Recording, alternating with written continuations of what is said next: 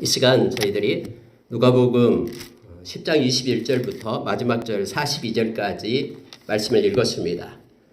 여러분 말씀을 읽는 가운데 세 가지로 구분이 되어 있다라는 것을 우리가 눈으로 시각적으로도 볼 수 있고요. 또 소제목이 붙어 있기 때문에 알 수가 있을 겁니다. 여러분 예수님께서는 오늘 이 말씀을 통해서 우리에게 예수님의 제자로 그렇게 세우고 가르치고 또 이 말씀을 붙잡고 남은 생을 살도록 그렇게 인도하고 계심을 말씀 가운데서 우리가 받고 깨닫게 됩니다. 우리가 로마서 15장 4절의 말씀처럼 하나님의 말씀이 쓰여진 이유는 우리로 하여금 교훈을 얻고 또 말씀 가운데 우리가 소망을 가지고 위로를 받고 하나님의 영광을 위하여 사는 하나님의 백성으로 세우기 위함임을 성경은 말합니다. 여러분 오늘 제목을 묵상하면서 어떻게 알며 사랑하며 섬기는가라는 세 가지 것을 가지고 이 시간에 잠깐 말씀을 나누겠습니다. 우리가 어떻게 하나님을 알 수 있을까? 어떻게 성령님을 알고 예수 그리스도를 알 수 있을까라는 문제. 또 하나는 어떻게 우리가 사랑할 수 있을까? 성경은 우리로 하여금 어떻게 사랑하는 그 방법을 가르쳐주면서 우리로 하여금 따르게 합니다. 그리고 도대체 우리가 섬김에 있어서 하나님을 섬기고 또 이웃을 섬기는데 형제 자매를 섬기는데 어떻게 섬기기를 우리 주님은 원하시는가? 하나님은 원하시는가? 이 말씀을 통해서 우리가 조명을 받기를 원합니다. 그래서 여러분 먼저 이 세 가지를 가지고 우리가 오늘 말씀을 나눌 겁니다. 암과 사랑과 섬김에 대한 내용입니다. 여러분 아미다라고 얘기할 때 그노시스를 헬라어로 얘기하죠. 그노시스라는 것은요. 그냥 지식으로 안다라는 뜻이 아니죠. 나는 그 사람에 대해서 너무나 잘 알아 라고 말할 때는 그 사람이 무엇을 생각하는지 그 사람의 목적이 뭐고 그 사람의 성품이 어떤지 그 사람이 무엇을 추구하는지 이 모든 것들을 더 잘한다 그러면 더 깊이 알고 있다라는 거죠. 뭐 그 사람의 이름만 알고 있다라고 그 사람이 살아온 행적만 내가 머릿속에 기억하고 있다고 그 사람을 안다라고는 말할 수가 없죠. 바로 그노시스라는 개념이 그겁니다. 그러면은 우리가 주님을 알고 하나님을 안다라는 것은 하나님을 향한 지식을 얘기합니다. 하나님을 향한 지식이 있는 자가 하나님을 아는 자가 더 하나님을 사랑할 수 있죠. 더 하나님을 신뢰할 수 있죠. 어떤 순간에도 우리는 하나님을 떠날 수 없는 것은 하나님을 알고 있기 때문에 그렇습니다. 그런데 성경은 먼저 우리로 하여금 어떻게 하나님을 아는가에 대해서 성경은 오늘 말해주고 있습니다. 이 말씀을 묵상하면 큰 은혜가 우리 가운데 있습니다. 왜냐하면 요한복음 17장 3절에서 영생을 얘기할 때 영생이란 다른 것이 아니라 하나님을 아는 것이 영생이다. 그의 아들 예수 그리스도를 아는 것이 영생이다라고 우리에게 말해주고 있죠. 그래서 여러분이 안다라는 것은 지식적인 그런 알미 아니라 그분에 대해서 우리가 교제하며 영접하며 교제하며 연합함을 알미다라고 표현합니다. 예수 그리스도를 우리의 마음의 중심에 영접해서 예수님과 함께하고 또 우리가 하나님을 우리의 삶 가운데 모시고 우리를 향한 하나님의 뜻을 우리가 행하는 것입니다. 그분과 동행하며 그분과 연합한 예수 그리스도의 연합한 이 모든 삶이 바로 알미다라는 한 단어로 말해줄 수가 있습니다. 어떻게 오늘 우리는 우리 주님을 알 수 있고 하나님을 알 수 있고 또 성령님을 알 수 있는지 이 트리니티 삼위일체 하나님에 대해서 오늘 말씀을 잠깐 보도록 하겠습니다. 여러분 첫 번째 그래서 소제목에 어떻게 아는가를 볼 때 21절에서 24절 성경책을 다시 보십시오. 예수님께서 하나님께 기도하고 있는 내용을 성경은 기록해 놓고 있습니다. 아니 예수님이 하나님께 기도하면은 그냥 기도하면 되시지 왜 기도하는 내용을 여기다가 이렇게 기록해 놓을까요? 이 말씀을 읽고 있는 저와 여러분을 교훈하기 위함임을 성경은 말해주고 있습니다. 7절에 보면은 21절에 보면은 이렇게 말합니다. 그때에 예수께서 성령으로 기뻐하시며 이르시되 이렇게 되어 있습니다. 예수 그리스도 안에 성령 하나님께서 계신다라는 걸 알게 됩니다. 성령으로 인하여 성령을 통해서 예수님이 기뻐하시면서 성령 때문에 예수님은 기뻐하시면서 이렇게 이르시기를 이렇게 성경을 표현해주고 있죠. 여러분 성령은 기쁨의 영이라는 거 알고 있죠. 성령의 기쁨. 그래서 여러분 우리가 성령의 충만함을 입을 때 우리 마음이 먼저 기뻐하기 시작합니다. 우리가 로마서 14장 17절에서 하나님의 나라는 우리가 이 세상에서 떠나기 전에 죽기 전에도 하나님 나라가 이곳에 주님이 오심으로 도래했다 그랬잖아요. 그래 하나님의 나라는 먹고 마시는데 먹으며 마시며 눈에 보이는 그런 가시적인 어떤 기쁨으로 우리에게 주어진 것이 아니라 먹고 마시는 데 있는 것이 아니라 성령 안에 있는 의와 평강과 희락이라고 성경은 말해주고 있죠. 그러니까 저와 여러분이 이 성령으로 인하여 성령 안에 있을 때 우리에게 그런 평강과 희락이 우리 가운데 있게 됨을 알게 됩니다. 데살로니가에 있는 데살로니가 교인들은 데살로니가 전서 1장에서 성령의 기쁨을 누리는 자들이다라고 우리에게 말합니다. 예수님께서도 성령과 함께함으로 인하여 기뻐하시면서 오늘 말씀을 하고 계심을 알게 합니다. 성령의 충만함이 있으면 마음의 기쁨과 평안으로부터 시작이 됨을 알게 합니다. 성령께서 함께 하시는 거예요. 그러면서 여러분 자 21절 이렇게 보십시오. 천지의 주제이신 아버지여 기도하시는 거죠. 하나님 아버지께 기도합니다. 예수님께서요. 이것을 지혜롭고 슬기있는 자들에게는 숨기시고 어린아이들에게는 나타내심을 감사하나이다. 옳소이다. 이렇게 된 것이 아버지의 뜻이니이다. 라고 말합니다. 여러분 숨기고 나타내는 것 깨닫고 깨닫지 못하게 하는 모든 과정의 그러한 역사하심 나타내게 주시는 것이 하나님의 뜻임을 지금 성경은 말해주고 있죠. 슬기롭고 지혜 있는 그때 당시에 많은 그러한 종교적 그러한 권세를 가진 그들이 하나님을 잘 섬긴다라고 말하는 그들의 고유의 그러한 종교적 힘을 가진 그들의 몫이 아니라 어린아이에게라고 말할 때는 보잘것없고 초라한 자를 상징적으로 나타내죠. 보잘것없고 사람에게는 보잘것없고 초라하게 보이지만 그들에게는 하나님께서 나타내시고 슬기롭고 지혜 있다고 말하는 그들에게는 하나님이 감추시는 것. 이 모든 것들은 사람에 의해서 사람들은 지혜로운 자가 더 많이 알 것 같지만 지혜 있는 자가 더 많이 알고 있을 것 같지만 하나님이 나타내지 않고 감추시면 그들이 깨달을 수가 없고 하나님께서 아무리 어리석은 자고 어린 연약한 자에게도 깨닫게 하시면 그들에게는 보여주신다라고 그 모든 것들이 하나님께 있음을 지금 성경은 말해주고 있습니다. 하나님의 뜻에 의해서 감추인 것과 나타나는 것이 있다라는 것을 성경이 말해주고 있죠. 어제 저와 여러분이 18분이 이렇게 단풍나무 숲길을 갔다 왔습니다. 아직 단풍나무가 얄밉게도 아직 덜 우리에게 보여주지 않아가지고 좀 아쉽기는 했습니다만은 여러분 로마서 1장 20절의 말씀처럼 모든 만물 하나님이 지으신 모든 만물 가운데는 하나님의 능력을 숨겨놨다고 했죠. 그리고 하나님의 그런 신성 하나님의 성품을 그곳에 숨겨놨다고 했습니다. 그래서 여러분 하나님이 짠 열어주면은 나뭇잎 하나를 보고서도 하나님을 깨닫고 알게끔 그렇게 하나님이 보여주셔요. 그러나 아무리 그 엄청난 불긋불긋한 아름다운 단풍을 보고도 하나님이 열어주지 않으면 그 단풍에 보는 것에 그쳐요. 그냥 좋다라고 끝나는 겁니다. 그러나 하나님이 열어줄 때는 그 안에 하나님의 능력을 깨닫게 하시고 하나님의 신성을 알게끔 그렇게 하신다라고 성경은 말해주고 있는 거예요. 그래서 하나님이 감추시기도 하시고 숨기시기도 하시고 나타내 보이시는 것. 이것이 모든 역사가 하나님의 뜻 가운데 있다라고 지금 우리에게 가르쳐 줍니다. 여러분 거기 22절을 한번 보십시오. 내 아버지께서 모든 것을 내게 주셨으니 아버지 외에는 아들이 누구인지 아는 자가 없고 아들과 또 아들의 소원대로 계시를 받은 자 외에는 아버지가 누구인지 아는 자가 없나이다. 여러분 예수님께서는 이렇게 말하는 거예요. 예수님께서는 예수님의 소원대로 이것은 예수님께서 택하셔서 이런 뜻이에요. 예수님께서 택하셔서 계시를 받는 자 외에 아버지를 아는 자가 없다라고 지금 예수님 말씀하신 겁니다.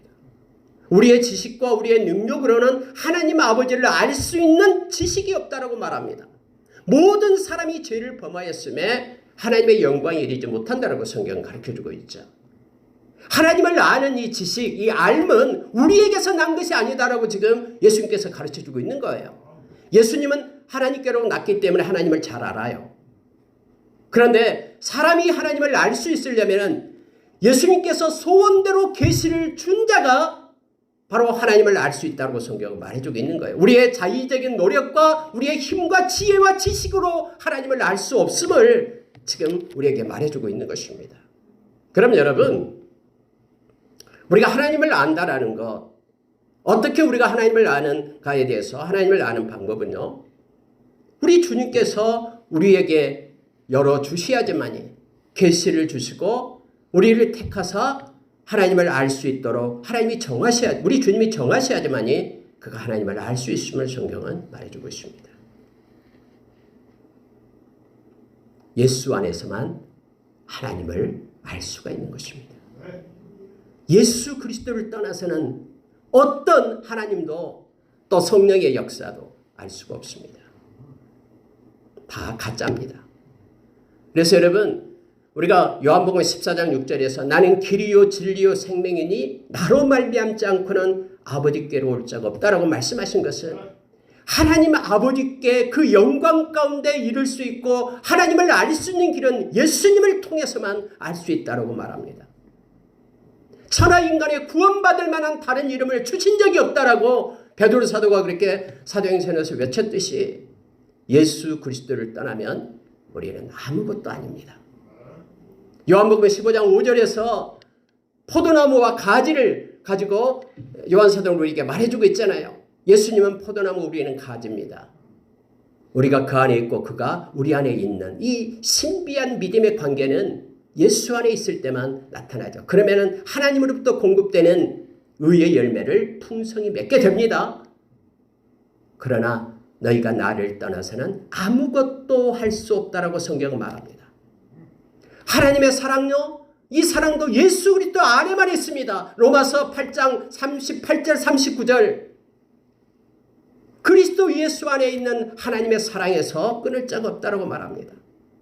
진짜 하나님이 공급해 주시는 기쁨과 평안, 예수 그리스도 안에만 있습니다. 빌립보서 4장 6절 7절에서 우리에게 말해주고 있잖아요. 우리의 생각과 우리의 마음 가운데 하나님의 평강은 우리 주 예수 그리스도 안에 있는 하나님의 평강이 우리의 마음과 생각을 지키신다고 말합니다. 하나님이 저와 여러분을 위하여 준비된 아름다운 은사 선물요, 예수 그리스도 안에만 있습니다. 로마서 6장 23절에서 죄의 싹은 사망이고 하나님의 은사는, 하나님의 선물은 우리 주 예수 그리스도 안에 있는 영생이다라고 우리에게 말해줍니다. 하나님의 뜻을 예수 그리스도를 떠나서 알 수 있을까요? 없어요. 하나님을 알지도 못하는데 어떻게 뜻을 알 수 있습니까? 데살로니가전서 5장 18절에서 16절부터 18절 나오잖아요. 항상 기뻐하라, 쉬지 말고 기도하라, 범사에 감사하라. 이는 우리 주 예수 그리스도 안에 있는 하나님의 뜻이다라고 얘기합니다.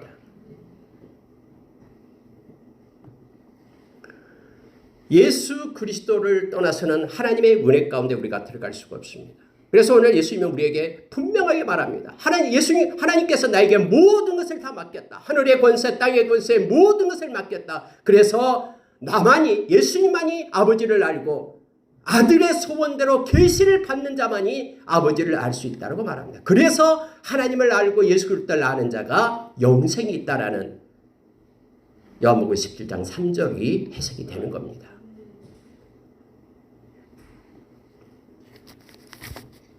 여러분, 어떻게 우리가 하나님을 알고 또 어떻게 성령님과 예수 그리스도를 압니까? 그러니까 늘 예수 그리스도 안에 있는 자가 되어야 됨을 성경 말합니다. 여기서 소원한다라는 것은 택한다라는 뜻입니다. 저와 여러분을 예수님께서는 택하셨습니다. 그래서 당신의 제자로 저와 여러분을 삼으셨습니다. 세상 사람들은 그래서 하나님을 잘 모릅니다. 그 모르니까 그렇게 그 샤머니즘 또 토테미즘 이런 갖가지 우상 가운데 그들이 빠지게 됩니다. 그러나 저와 여러분은 예수 그리스도를 아는 자로 택하였기 때문에 하나님을 아는 지식을 갖게 됩니다. 이 지식이 바로 고린도후서 6장 6절 7절에 나온 의의 무기, 의의 열매가 됨을 우리로 가르쳐줍니다. 하나님을 아는 지식, 그것이 곧 믿음임을 우리로 알게 합니다.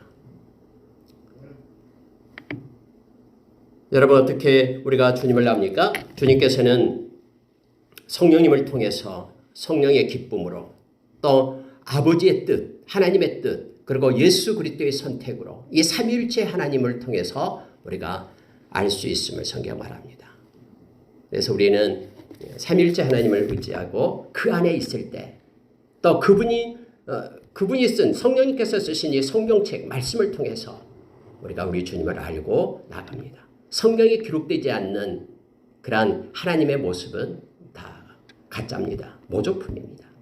성경이 말한 하나님을 우리가 기억하며 성령님의 인도하심 받고 또 우리 주님께서 우리를 택하여서 우리에게 열어주시고 이끄시고 떠나지 않고 항상 함께 하시는 우리 주님임을 성경은 우리로 알게 합니다.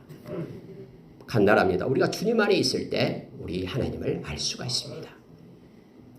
여러분 두 번째로요. 어떻게 사랑하는가에 대한 문제가 이제 어떤 사람이 어떤 율법 교사가 와서 예수님을 시험하여 묻는 그러한 내용으로 에피소드로 연결이 됩니다. 하나님 내가 무엇을 하여야 선생님 내가 무엇을 하여야 영생을 얻으리까 이렇게 묻습니다.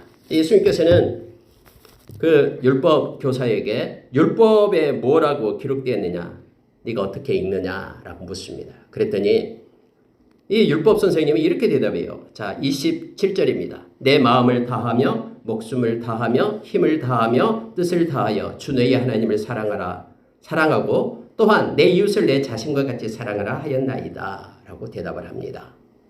신명기서 6장 5절 이하에 있는 말씀을 가지고 대답을 하는 거죠. 그랬더니 예수님께서 네 대답이 옳도다. 이를 행하라 라고 말합니다. 그러면 살리라. 여러분 우리가 이게 착각하면 안 됩니다. 율법을 통해서도 우리가 구원을 얻을 수 있다라고 예수님께서 이렇게 말했다라고 이거 착각하면 안 돼요. 그래서 예수가 없이도 구원을 얻을 수 있다라고 생각하면 안 됩니다. 여러분 이 땅에서 죄를 짓지 않는 사람이 없다라고 말합니다. 이 말은 율법을 온전하게 지키는 자가 없다라고 말하죠. 예수님이 오셔서 율법을 완성했다라는 것은 뭐냐면요. 율법이 통해서 구원받을 자가 없기 때문에 예수님께서 십자가에 당신의 생명을 주심으로 인하여 그를 믿는 자에게 구원을 주시는 하나님의 구원의 계획을 그렇게 예수님이 오셔서 성취하셨죠. 그래서 예수님이 율법의 완성자라는 뜻이에요. 그럼 여러분 예수님께서 이 시간에 그 율법 교사에게 하시는 말씀이 어떻게 해서 영생을 얻을 수 있습니까? 라고 말할 때 이렇게 말합니다. 하나님을 사랑하고 이웃을 사랑하라. 근데 말로만 생각으로만 하지 말고 이를 행하라 라고 말합니다. 근데 여러분 우리가 하나님을 온전하게 사랑하고 또 이웃을 온전하게 사랑할 수가 없죠. 그럼 우리는 모두가 다 구원을 받지 못하는 영생을 얻지 못하는 사람들임을 성경은 말해주고 있습니다.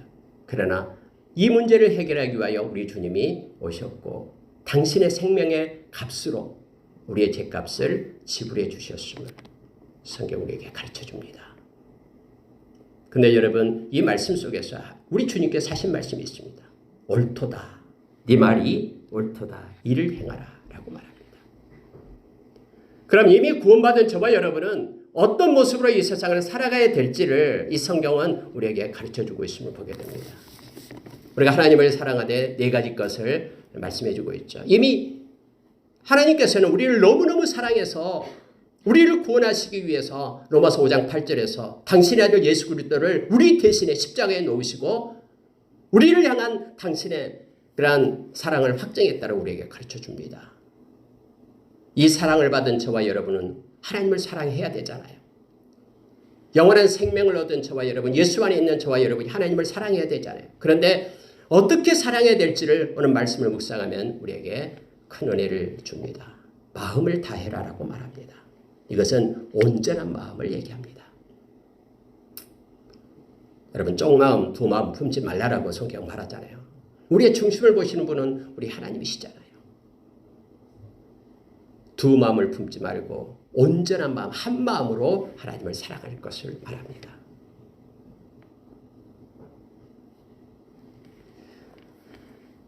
또한 여러분, 목숨을 다하여 사랑하라라는 겁니다. 목숨, 이건 생명을 얘기하죠. 한 번 사랑하고 끝나는 것이 아니라, 내가 기분 좋을 때만 사랑하는 것이 아니라 나의 생명 다할 때까지 주님을 사랑할 것을, 하나님을 사랑할 것을 성경은 말해줍니다. 왜냐하면 이미 우리는 예수님의 생명으로 사는 자들이 되었잖아요. 예수님께서 주신 영원한 생명을 가진 자라고 생명책에 기록된 저와 여러분이잖아요. 그래서 우리의 생명 다할 때까지 우리 주님을 사랑하는 것, 이 세상 끝날 때까지 힘을 다하여 사랑하라고 얘기합니다. 이것은 참 중요합니다. 이 힘은 육체적인 힘만을 뜻하는 게 아닙니다.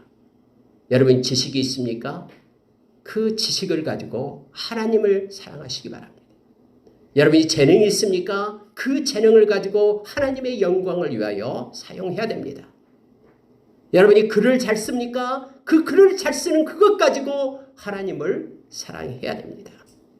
여러분이 그림을 잘 그리고 뭔가를 잘하고 남보다 뛰어난 재능을, 은사를 받았습니까? 그걸 가지고 나를 위하여 쓰는 자가 아니라 하나님의 영광을 위하여 사용해야 됩니다. 예수의 보혈이 덮어지게 될 때 우리의 지식에까지 하나님을 향한 모습으로 변화되고 바꿔지는 그러한 새롭게 됨을 우리가 얻게 된다라고 골로새서 3장에서 우리에게 가르쳐주고 있죠. 우리의 양심에까지 깨끗하게 되어 하나님을 사랑하는 자로, 하나님을 잘 섬기는 자로 우리가 그렇게 회복되게 됨을 성경은 말해주고 있습니다. 육체적인 힘이 있습니까? 그 힘을 가지고 하나님의 영광을 위하여 쓰라고 말합니다. 마음을 다하고 목숨을 다하고 힘을 다하여 하나님을 사랑하라고 말합니다. 이미 구원받은 저와 여러분이 어떻게 하나님을 사랑해야 될 것을 성경은 말해줍니다. 마지막으로 여러분, 뜻을 다하여 하나님을 사랑하라고 말합니다. 이 뜻은 너무너무 중요합니다. 여러분의 인생의 계획, 여러분이 무슨 일을 할 때에 어떤 일이든 그 뜻 가장 위에 하나님의 뜻, 하나님의 영광이 있어야 됨을 말합니다. 과정과 동기 하나님은 다 알고 계십니다. 그래서 여러분 무슨 일을 하든지 고린도전서 10장 31절의 말씀처럼 먹든지 마시든지 무슨 일을 하든지 하나님의 영광을 위하여, 사랑하는 자는 하나님의 영광을 위하여 그 일을 행하는 저와 여러분 되기를 원합니다. 이렇게 변화되고 바꿔지는 하나님의 사랑하는 방법이 바꿔지기를 원합니다. 온 마음으로 그리고 목숨을, 생명을 다하여, 힘을 다하여, 뜻을 다하여 하나님을 사랑하는 영원한 생명을 받은 저와 여러분이 하나님을 사랑하는 그런 저와 여러분이 되기를 원합니다. 여러분, 근데 이것은 우리 스스로는 할 수 없다는 거 너무나 잘 알잖아요.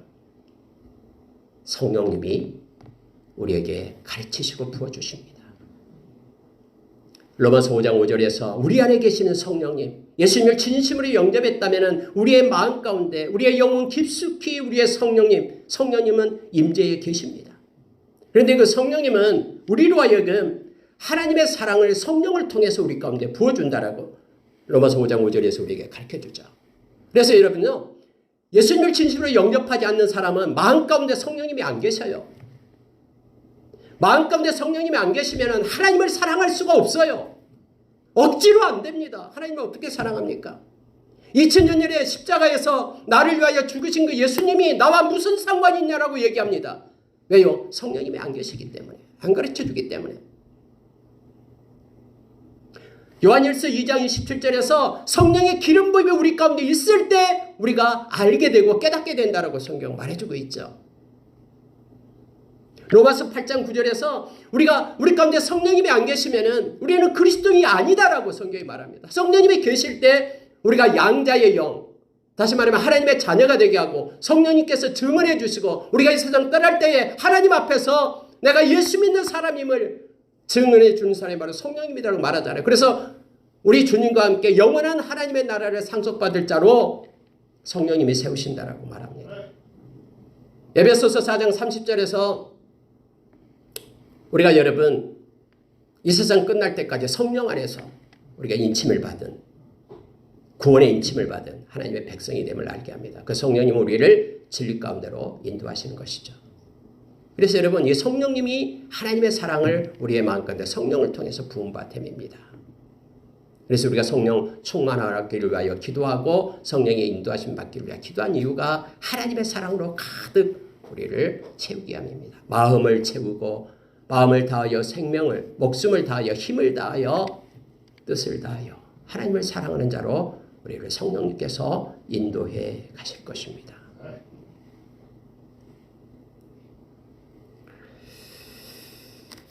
어떻게 우리가 사랑하는 게 이웃에 대한 사랑이에요. 이웃에 대한 사랑을 얘기할 때 오늘 내 자신처럼 다른 성경에는 내 몸과 같이 이웃을 사랑하라고 말합니다. 이럴 때 이때 이웃이 누구냐라고 이제 이 율법 선생님이 율법 교사가 예수님께 묻는 거예요. 그때 예수님께서는 비유를 가지고 가르치십니다. 내 이웃이 누굽니까? 라고 물을 때에 예수님께서는 이 율법 교사에게 하는 얘기가 뭐냐면 이웃이 대라라고 그렇게 말하는 것입니다. 이때 이웃은 형제를 얘기합니다. 예수 그리스도에게 속한 형제를 나타내고 있음을 가장 먼저요. 그리고 물론 포괄적으로 우리 주변에 있는 많은 소외받고 힘든 사람을 나타내고 있음을 보게 됩니다. 이 유대인이에요. 강도받는 사람이에요. 형제예요. 그래서 사마리아 사람이 아닙니다. 유대인이 형제예요. 강도받았습니다. 누군가가 돌봐주지 않으면 죽어가고 있습니다. 근데 마침 제사장이 지나갑니다. 제사장은 하나님 말씀을 가지고 또 하나님 명령에 따라 순종하는 자잖아요. 근데 여러분 제사장이요. 돌보지 않습니다. 그냥 지나가 버려요. 아무도 본 사람 없지. 내가 왜? 레위인이 지나가게 됩니다. 레위인은 제사장을 도와서 예배드리는 그러한 도움을 주는 제사장이죠. 레위지파. 레위의 언약이 있잖아요. 레위의 언약. 하나님과의 레위의 언약. 생명과 평안을 가진 레위의 언약을 가진. 근데 도와줘야 마땅한데 하나님을 잘 알기 때문에 도와주지 않고 지나갑니다. 표면적으로만 하나님을 아는 것이죠. 사마리아인이 봅니다. 근데 사마리아인이 여러분 어떻게 도와주는가를 한번 보십시오. 사마리아인은 유대인이기 때문에 자기와 자기를 무시하고 멸시하는 사람이죠. 유대인들이 사마리아인들을 얼마나 무시했는지 아십니까? 예루살렘으로 올라갈 때 그 사마리아 마을을 통과하지도 않았어요. 삥 둘러서 갑니다. 왜요? 부정탈까 봐. 예루살렘 올라간다라는 것은 하나님께 예배드리러 간다라는 거예요. 그래서 이 부정탈까 봐. 사마리아인들을 혼합주의자라고 종교주의자라고 그렇게 주장했거든요. 실제도 역사가 그렇고요. 근데 이 사마리아인이 자기를 무시했던 그 사람이 지금 강도에 칼 맞아서 지금 피 흘리고 죽어가고 있는 거예요. 근데 사마리아인이 가서 성경을 한번 읽어봅시다. 이렇게 되겠습니다. 첫째 33절이에요. 어떤 사마리아 사람은 여행하는 중 거기에 이르러 그를 보고 불쌍히 여겨. 이렇게 되어 있죠. 체면 때문에 한 게 아니에요. 이 사마리아인은 마음이 먼저 주님의 마음을 가졌다라는 걸 알게 됩니다. 이웃을 사랑하는 방법이 바로 불쌍히 여기는 주님의 긍휼과 자비를 갖는 것이죠. 성경에 이렇게 말하고 있습니다. 자, 37절에요. 이르되 자비를 베푼 자니이다. 여러분, 긍휼과 자비, 불쌍히 여기는 마음, 자비를 갖는 것은 하나님의 마음이에요. 하나님의 마음을 가지고 있는 것을 성경은 경건이다라고, 유세베이야 경건이다라고 말합니다. 그가 마음으로, 불쌍히 여기는 마음으로 그를 도왔음을 말합니다. 가까이 갑니다. 기름과 포도주를 그 상처에 붓고 싸매고 자기 짐승에 태워 주막으로 데리고 가서 돌보아 주니라. 이렇게 되어 있습니다. 수고를 한 거죠. 사랑의 수고를 한 겁니다. 적당히 기름 붓고 그냥 끝. 뭐 다른 것은 다른 사람이 하겠지. 죽으면 자기 운명이겠지. 이게 아니죠. 그가 할 수 있는 자기 것을 가지고 수고를 했음을 말합니다.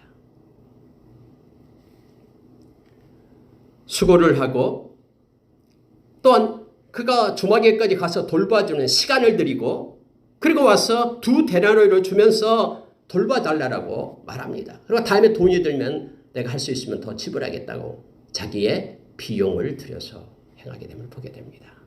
그래서 여러분 이웃을 사랑한다는 것이 어렵습니다. 왜냐하면 여기서 말하는 마음을 다해야 되고 수고하는 그러한 일을 해야 되고 뿐만 아니라 돈이 들어가잖아요.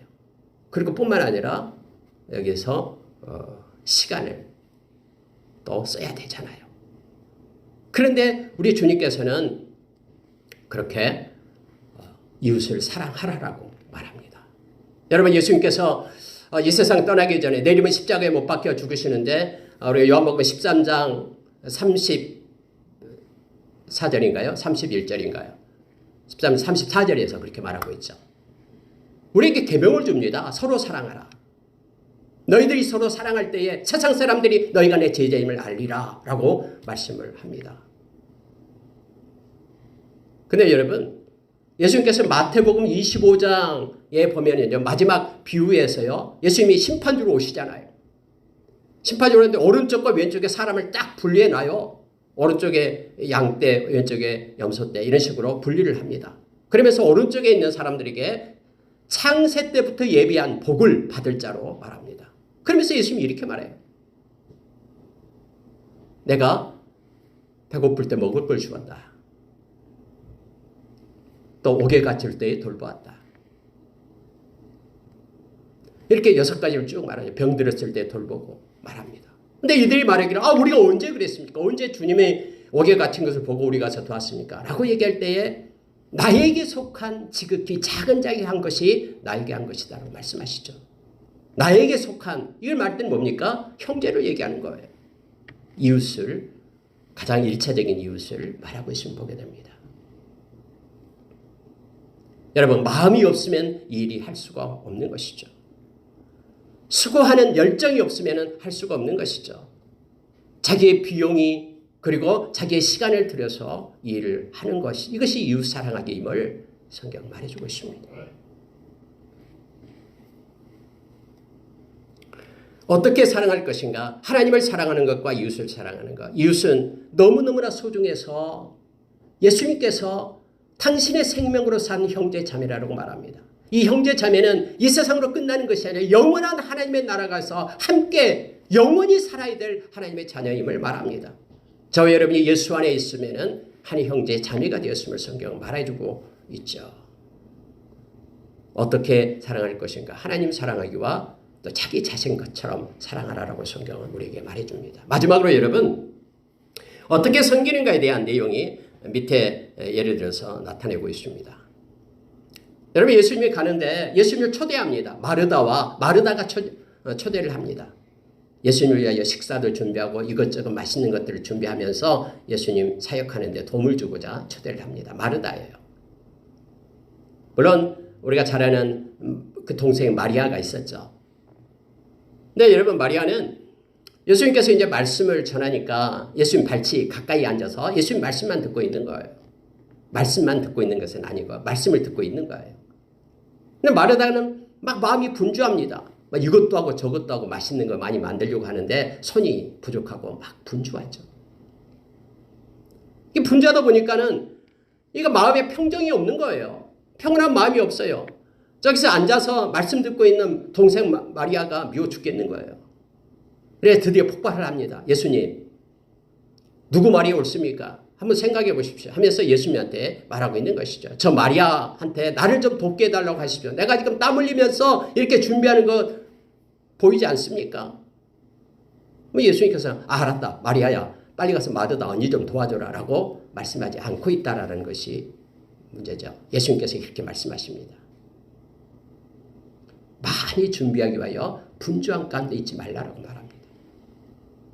한 가지라도 족한 마음을 가져라라고 말합니다. 그러면서 마리아가 택한 이것은 좋은 것이니 뺏기지 않을 것이다라고 말합니다. 그러면 여러분, 여기서 우리가 또 오해하기 쉽습니다. 마리아처럼 우리 모두가 그럼 예수님 그 말씀만 듣고 일은 그러면 안 해도 됩니까? 라고 극단적으로 말하고 있는데 그런 뜻이 아닙니다. 여기서 이런 말할 때는 물론 마리아도 섬김에 있어서 자기의 역할을 맡았습니다. 그리고 그 역할을 하면서 또 하나님의 말씀, 주님의 말씀을 듣고 있는 그런 상태로 우리가 이 말씀을 봐야 됩니다. 마르다의 문제는 뭐냐면 너무나 많은 자기의 능력을 벗어난, 그래서 분주하고 너무너무 힘든 거예요. 분주함이 많아지면은 불평이 일어나기 시작합니다. 또 모든 일을 해놓고 다음에 남들이 인정해주지 않고 알아주지 않으면 이 서운한 마음 때문에 힘들어합니다. 오늘 예수님께서 말해요. 염려와 근심을 버리라라고 오늘 말씀하고 있는 것을 보게 됩니다.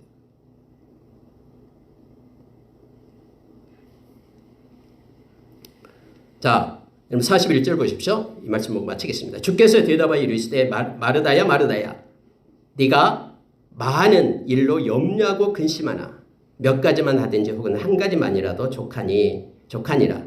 마리아는 이 좋은 편을 택하였으니 빼앗기지 아니하리라 하시니라. 여러분, 여기서 보면 평온한 마음을 가지고 섬길 것을 성경에 가르쳐 줍니다. 그리고 마리아처럼 모든 행함에 있어서 분주하게 일을 하지만 행함에 있어서 그 중심이 말씀이 되어야 됨을 알게 합니다. 말씀을 따른 열심은요, 이것은 문제가 생깁니다.